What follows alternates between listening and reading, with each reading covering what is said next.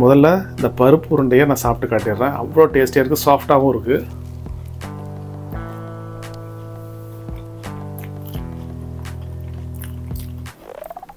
செம்ம டேஸ்ட்டாக இருக்குது பருப்பு. அப்படியே உங்களுக்கு அந்த கீமா உருண்டை என்ன டேஸ்ட் இருக்குமோ அந்த டேஸ்ட் இருக்குது. சூப்பராக இருக்குங்க. இட்லியும் ரெடி ஆகிடுச்சு. நம்ம இப்போ இது கூட இட்லி வச்சு சாப்பிட்றலாம். ஓகேங்களா?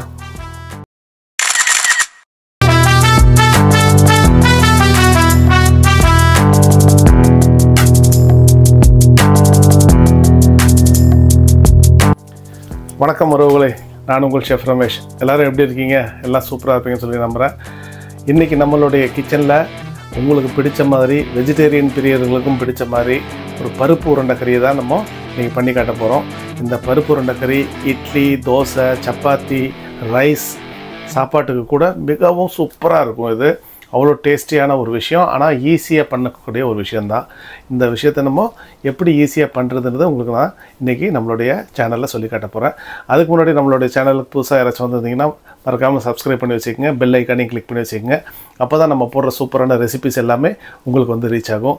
இப்போ நம்ம வந்த சூப்பரான பருப்பு உருண்டை கறி, பாசி பருப்பு உருண்டை கறி எப்படி பண்ணுறதுன்றது உங்களுக்கு பார்த்துடலாம். வாங்க நம்ம வீடியோக்குள்ளே போகலாம்.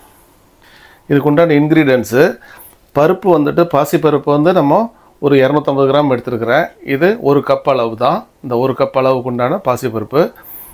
இஞ்சி பூண்டு விழுதுகள் ஒரு 2 டேபிள் ஸ்பூன், கொஞ்சம் கருவேப்பிலை, ஒரு 3 மீடியம் சைஸ் வெங்காயம், ஒரு 10 பல்லு பூண்டு, ஒரு தக்காளி, ஒரு 3 பச்சை மிளகா, சும்மா ஒரு அரை கைப்பிடி அளவுக்கு கொத்தமல்லி எடுத்துருக்கிறேன். இனி இந்த மசாலா பவுடர்ஸும் இந்த கரம் மசாலா சேர்க்கும் போது நான் எவ்வளோ சேர்க்குறேன்றதை உங்களுக்கு நான் காட்டிடுறேன். இப்போ நான் இந்த பாசிப்பருப்பை ஊற வச்சிடுறேன். இந்த பாசிப்பருப்பு ஒரு அரை மணி நேரம் ஊறினா போதும். இது ஊறினதுக்கப்புறம் நம்ம இதை மிக்ஸி ஜாரில் அரைச்சி எடுத்துகிட்டு இது கூட வெங்காயம், பச்சை மிளகாலாம் இந்த மசாலா சேர்க்குறது நான் உங்களுக்கு சொல்லி காட்டிடுறேன். ஓகேங்களா? இப்போ இந்த பாசிப்பருப்பு நமக்கு நல்லா ஊறிடுச்சு.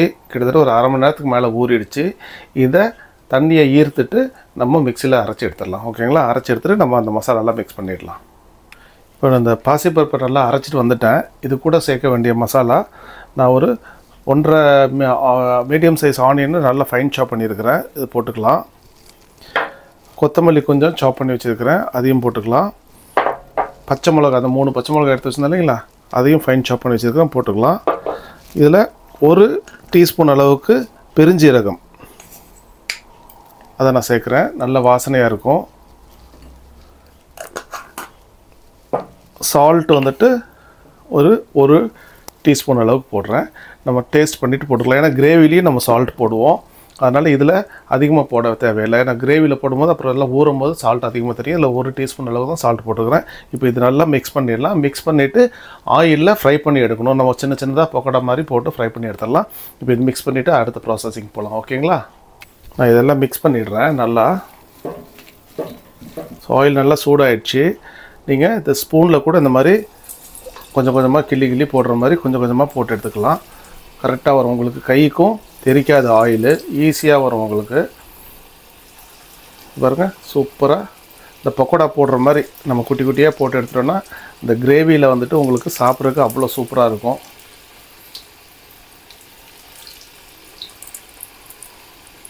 இது உங்களுக்கு ஸ்பூனில் போடுறது ஒரு ஈஸியான மெத்தேடு. ரெண்டாவது ரொம்ப சேஃப்டியாக இருக்கும். கையில் வந்துட்டு ஆயில் தெரிக்கவே தெரிக்காது உங்களுக்கு.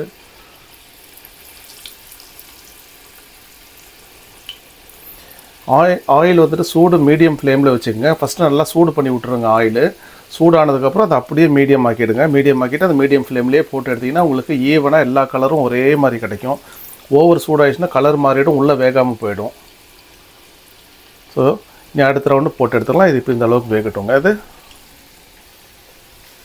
பாருங்கள், சூப்பராக இந்த கலர் வந்துடுச்சு. நம்ம இப்போ எடுத்துடலாம். நீ இதுக்கு மேலே ரொம்ப இது பண்ண வேண்டாம். இது உள்ளாரையும் நல்லா வெந்திருக்கும். நான் உங்களுக்கு உடச்சி காட்டுறேன். பாருங்கள், இப்படி இந்த கலரில் எடுத்துகிட்டு நீங்கள் மாற்றி வச்சுக்கோங்க. ஸோ இனி மீதி இருக்கிற அந்த பருப்பு உருண்டையும் போட்டு எடுத்துடலாம். நான் உங்களுக்கு இது ஒன்று உடச்சி காட்டுறேன். பாருங்கள், உள்ளரெல்லாம் சூப்பராக வெந்திருக்குது. அதனால் நம்ம இப்போ கிரேவியில் போட்டு எடுக்கும்போது உங்களுக்கு இன்னும் சூப்பராக இருக்கும் இதோடைய டேஸ்ட்டு. வேகாமல் இருந்துச்சுன்னா இந்த பருப்போடைய பச்சை வாடை உள்ளே வரும். அதனால தான் நல்லா வேக வச்சு எடுத்துருங்க. இனி இருக்கிற மீதி இருக்கிறதையும் ஃபுல்லாத்தையும் பொரிச்சு எடுத்துடலாம்.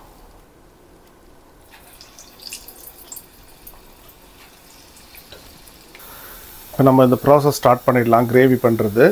இதில் ஒரு 3 டேபிள் ஸ்பூன் அளவுக்கு நான் ஆயில் ஊற்றிடுறேன். ஆயில் நல்லா சூடாகிடுச்சு. இதில் ஒரு டீஸ்பூன் அளவுக்கு கடுகு உளுத்தம்பருப்பு போடுறேன். ஒரு அரை டீஸ்பூன் பெருஞ்சீரகம் போடுறேன் இந்த வாசனைக்காக. ஒரு சின்ன துண்டு பட்டை போடுறேன், அவ்வளோதான். ஸோ இப்போது நல்லா பொரிஞ்சிருச்சு. நான் வெங்காயம் சேர்த்துக்க போகிறேன். இதில்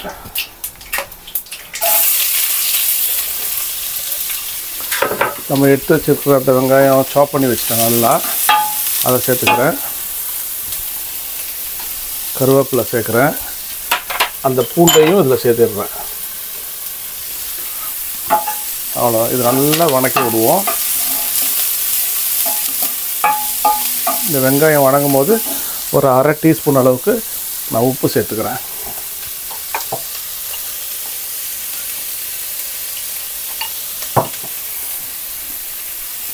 இந்த உப்பு சேர்க்குறது வெங்காயம் நல்லா வணங்கி வந்துடும். அதுக்கப்புறம் நம்ம இது கூட சேர்க்க வேண்டிய மற்ற மசாலாஸ் எல்லாமே சேர்க்குறேன். வெங்காயம் நல்லா வணங்கிடுச்சுங்க. இதில் பார்த்திங்கன்னா தெரியும், ஆயில் ரொம்ப கம்மியாக தான் ஊற்றிருக்கிறேன். சுத்தமாக ஆயிலே இல்லை இதில். இப்போ இந்த ஸ்டேஜில் நம்ம இந்த 2 டேபிள் ஸ்பூன் அளவுக்கு இஞ்சி பூண்டு பேஸ்ட் எடுத்து வச்சுருக்கிறேன், அதை சேர்த்துக்க போகிறேன்.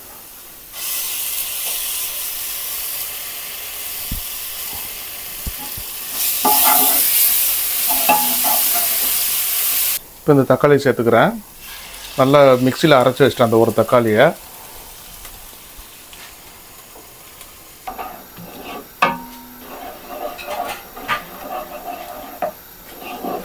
இந்த தக்காளி கொஞ்சம் நல்லா வணங்கிட்டுருங்க. அந்த பச்சை வாடை போயிட்டோம். போனதுக்கப்புறம் நம்ம அந்த மசாலாவை சேர்த்துக்கலாம். நான் இதில் மசாலா சேர்க்க போகிறேன். ஒரு அரை டீஸ்பூன் அளவுக்கு மஞ்சத்தூள், ஒரு டீஸ்பூன் அளவுக்கு மிளகாய்த்தூள், 2 டீஸ்பூன் அளவுக்கு காஷ்மீரி சில்லி பவுடர், ஒரு 3 டீஸ்பூன் அளவுக்கு மல்லித்தூள். மல்லித்தூள் வந்துட்டு உங்களுக்கு திக்னஸ் கொடுக்கும், கிரேவி இன்னும் டேஸ்டியாகவும் இருக்கும். இந்த காஷ்மீரி சில்லி பவுடர் கிரேவி நல்ல கலராக கிடைக்கும், அதுக்காக தான். மிளகா பொடி வந்துட்டு ஒரே ஒரு டீஸ்பூன் தான் போட்டிருக்கிறேன். இது இந்த ஸ்பைசிக்கு, அவ்வளோதான். வேறு எந்த மசாலாவும் கிடையாது. கொஞ்சோண்டு அரை டீஸ்பூன் அளவுக்கு கரம் மசாலா பொடி சேர்க்க போகிறேன். இதில் ஒரு அரை டீஸ்பூன் அளவுக்கு கரம் மசாலா பொடி, அவ்வளோதான். அந்த நல்ல ஃப்ளேவர் கிடைக்கும் உங்களுக்கு இந்த கிரேவி. எல்லாத்தையுமே ஒரு நல்லா மிக்ஸ் பண்ணிடலாம். நல்லா கொதிக்க விடுவோம். இப்போ கொஞ்சோண்டு தண்ணி சேர்த்துக்கலாம். இதில் தண்ணி சேர்த்து கொதிக்க விட்டுடலாம். இந்த தக்காளி அரைச்சோம் இல்லைங்களா, அந்த தண்ணியவே நானே இதில் சேர்த்துருக்குறேன்.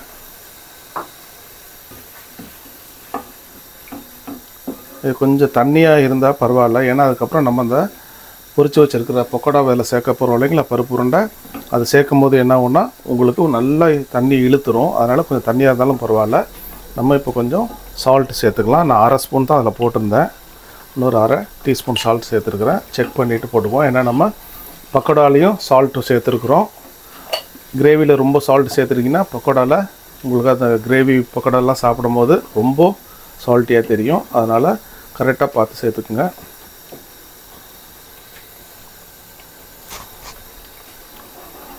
கரெக்டாக இருக்குது. ஒரு கொதிச்சுன்னா சரியாயிடும். கொஞ்சம் தண்ணி ஊற்றிக்கலாம். இப்போது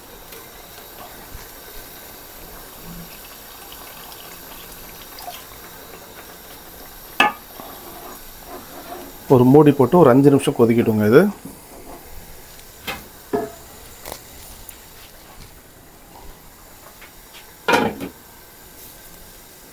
இப்போ நம்ம இது ஓப்பன் பண்ணிடலாம். நல்லா சூப்பராக கொதிச்சு வந்துச்சு. கலர் பாருங்கள், அவ்வளோ அருமையாக இருக்குது கலரு. நம்ம அந்த கோலா உருண்டை கறி பண்ணுவோம் இல்லைங்களா, அந்த மாதிரி இருக்குது கலரு. இப்போது நம்ம இது பொரிச்சு வச்சுருந்தோம் இல்லைங்களா, அந்த பக்கோடா இது எல்லாமே இதில் போட்டுடலாம். போட்டுட்டு ஒரு கொதிக்க விட்டுடலாம்.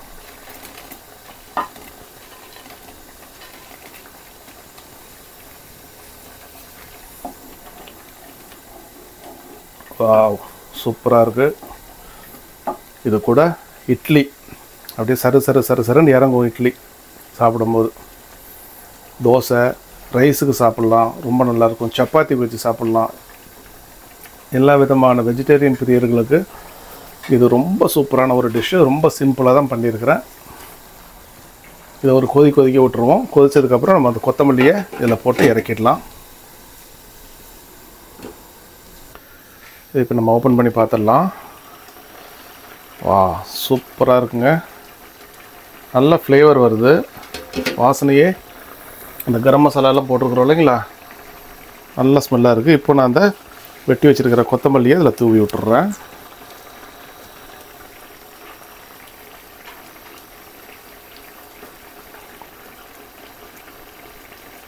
அவ்வளோதான். இதை ஆஃப் பண்ணி விட்டுறேங்க. அடுப்பு ஒரு 2 நிமிஷம் கழிச்சு ஓப்பன் பண்ணுவோம். ஏன் ஆஃப் பண்ணிவிட்டு 2 மினிட்ஸ் கழிச்சு ஓப்பன் பண்ணுறேன்னா, நம்ம கொத்தமல்லி இப்போ தான் போட்டிருக்குறோம். அந்த கொத்தமல்லியோட ஃப்ளேவரு, அந்த கொத்தமல்லியோட டேஸ்ட் எல்லாமே இப்போ கிரேவியில் இறங்கும். நீங்கள் அடுத்து ஒரு 2 மினிட்ஸ் கழிச்சு ஓப்பன் பண்ணும்போது இதோடைய ஃப்ளேவர் இன்னும் சூப்பராக தூக்கும் உங்களுக்கு. இதை ஃபைனலாக நம்ம அந்த இட்லி கூட வச்சு உங்களுக்கு நான் டேஸ்ட் எப்படின்றத ரிவ்யூ சொல்லிடுறேன். ஓகேங்களா? ஓப்பன் பண்ணிடலாம். பாருங்கள், அந்த ஸ்டீமெல்லாம் அடங்கிடுச்சு. கொதித்து முடிஞ்சதுக்கப்புறம் அந்த பருப்பு உருண்டையெல்லாம் என்ன சூப்பராக வந்திருக்கு பாருங்கள். கலரே வந்துட்டு ரொம்ப டெம்டிங்காக இருக்குது, சாப்பிட்ணும் போல் இருக்குது. ஓகே, இப்போ நம்ம இதை டேஸ்ட் பண்ணி உங்களுக்கு ரிவ்யூ சொல்லிடுறேன். நான் இப்போது இந்த பருப்பு உருண்டை கறியை சாப்பிட போகிறேன், இட்லியோடு சேர்த்து. ஏன்னா அந்த ஸ்மெல்லு வந்துட்டு இழுத்துக்கிட்டே இருக்குது. நம்ம சாப்பிட போகிறோம். வாங்க சாப்பிட்லாங்களா? டேஸ்ட் பார்த்துடலாங்களா? பஞ்சு போல் இட்லிங்க. இட்லி அவ்வளோ சாஃப்ட்னஸாக இருக்குது. நம்ம ஏற்கனவே நம்ம சேனலில் இட்லி மாவு எப்படி அரைக்கிறது நான் காட்டி கொடுத்துருப்பேன். ஸோ இட்லி தொட்டாச்சு. முதல்ல இந்த பருப்பு உருண்டையை நான் சாப்பிட்டு காட்டிடுறேன். அவ்வளோ டேஸ்டியாக இருக்குது, சாஃப்டாகவும் இருக்குது.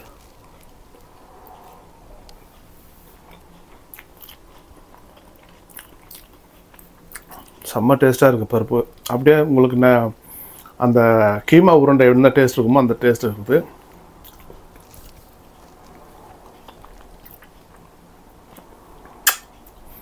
சூப்பராக இருக்குங்க. நான் விட்டால் இங்கேயே உட்காந்து ஒரு 5-6 இட்லி சாப்பிட்ருவேன். ஸோ உங்களுக்கு ரிவ்யூ சொல்லணும். இதில் அந்த ஃப்ளேவர் பார்த்திங்கன்னா, நம்ம அந்த கரம் மசாலாவும் பட்டை கிராம்பு கூட போடல, பட்டை சோம்பு இது மட்டும்தான் போட்டுக்கிறோம். அதே மாதிரி அந்த பருப்பு உருண்டை நம்ம ஃப்ரை பண்ணி எடுக்கும்போது வெங்காயம், சோம்பு, பச்சை மிளகாய், கருவேப்பிலை அண்ட் கொத்தமல்லி இது மட்டும்தான் போட்டு கொஞ்சம் சால்ட்டு போட்டுக்கிறோம். அவ்வளோ டேஸ்டியாக இருக்குது. ரொம்ப சிம்பிளான மெத்தடு. நீங்களும் இதை வீட்டில் ட்ரை பண்ணுங்கள். வெஜிடேரியன் பிரியர்கள் ரொம்ப லைக் பண்ணி சாப்பிடுவாங்க. ஏன்னா அவங்களுக்கெல்லாம் இந்த மாதிரி ஒரு நான்வெஜ் ஸ்டைலில் ஒரு பருப்பு உருண்டை கறி சாப்பிட்றவங்க அவ்வளோ பிரியப்பட்டு சாப்பிடுவாங்க. எல்லாருமே சின்ன வயசில், சின்ன குழந்தைங்கள்லேருந்து பெரியவங்க வரைக்கும் எல்லாருமே வந்துட்டு விரும்பி சாப்பிடக்கூடிய ஒரு டிஷ்ஷு தான் அது. நீங்களும் ட்ரை பண்ணுங்கள். ட்ரை பண்ணிவிட்டு எப்படி இருக்குதுன்றதை உங்களுடைய கமெண்ட்ஸில் சொல்லுங்கள். இனி அடுத்த சூப்பரான ஒரு வீடியோவில் நான் சந்திக்கலாம். நம்ம சேனலுக்கு புதுசாக வந்திருந்தீங்கன்னா மறக்காமல் சப்ஸ்கிரைப் பண்ணி வச்சுக்கோங்க. அப்போ தான் உங்களுக்கு இந்த மாதிரி சூப்பரான ரெசிபிஸ் எல்லாமே உங்களுடைய நோட்டிஃபிகேஷனில் வந்து சேரும். வேறு ஒன்றும் சொல்கிறதுக்கு இல்லை. இனி அடுத்து சூப்பரான ஒரு வீடியோவில் உங்களை சந்திக்கிறேன். அதுவரை உங்களிடமிருந்து விடைபெறுவது உங்கள் செஃப் ரமேஷ். பாய்.